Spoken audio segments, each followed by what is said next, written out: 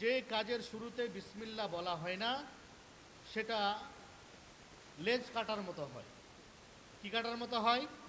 লেজ কাটার মতো হয়, অর্থাৎ আল্লাহ তাআলার কাছে ওই কাজটার গ্রহণযোগ্যতা হয় না। এই জন্য যে কোনো ভালো কাজ করব, বলবো বিসমিল্লাহির রহমানির রহিম, ধরবো বিসমিল্লাহির রহমানির রহিম, চলবো বিসমিল্লাহির রহমানির রহিম। এই বিসমিল্লাহির রহমানির রহিম প্রত্যেক কাজের শুরুতে যেন আমার চলে আসে।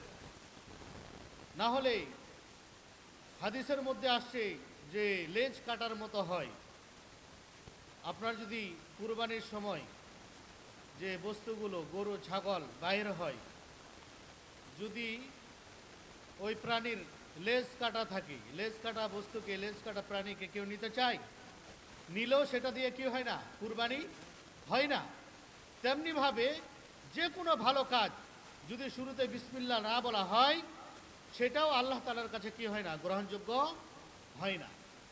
এই জন্য মহিলা মা বোনরা আসছেন, তারাও যখনই আপনি চুলা ধরাবেন বিসমিল্লাহির রহমানির রহিম, চাল দেবেন বিসমিল্লাহির রহমানির রহিম, থালা বাসন ধোয়ার সময় বিসমিল্লাহির রহমানির রহিম যদি বলেন, তাহলে আল্লাহ তাআলা ওই কাজের মধ্যে বরকত দান করেন। খানার মধ্যে যখন শুরু করলেন বিসমিল্লাহির রহমানির রহিম বলে, তো শয়তান ওই খানার মধ্যে কি নেয় না? অংশ নেয় না। আর যদি বিসমিল্লাহ ছাড়াই শুরু করে দিলেন, তাহলে শয়তানও ওই কি করে? ওই কাজের মধ্যে অংশ নেয়। যদি পুরাটাই না বলতে পারি, কমপক্ষে বিসমিল্লাহ বলবো।